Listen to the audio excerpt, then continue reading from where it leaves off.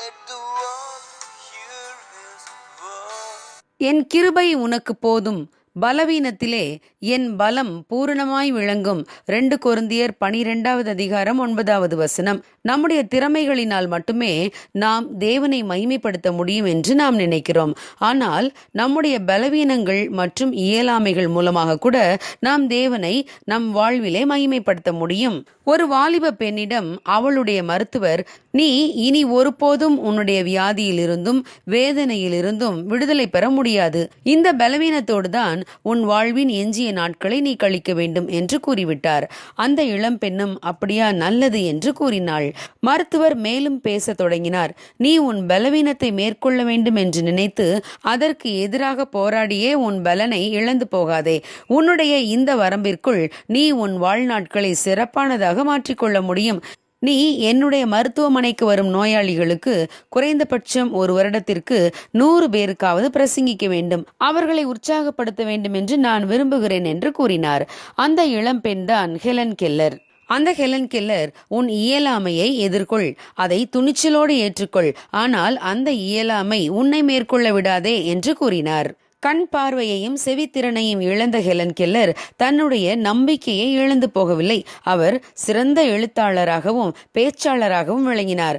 கண் தெரியாத மற்றும் காது கேட்காதவர்களில் பட்டம் பெற்ற முதல் பெண்மணி என்ற பெருமை இவருக்கு உண்டு.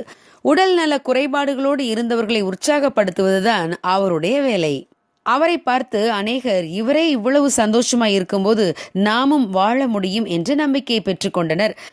பிரியமானவர்களே, இதை போலவே நம்மில் அநேகர், என் வாழ்வில் அநேக இயலாமைகள் இருக்கிறது, நிரந்தரமாய் என் சரீரத்தில் தங்கிவிட்ட வியாதிகள் பல உண்டு, அநேக தோல்விகளை நான் சந்தித்திருக்கிறேன், இனி எதையும் என்னால் செய்ய முடியாது என்று நீங்கள் நினைக்கலாம். ஆனால் நீங்கள் சோர்ந்து போக அவசியமில்லை.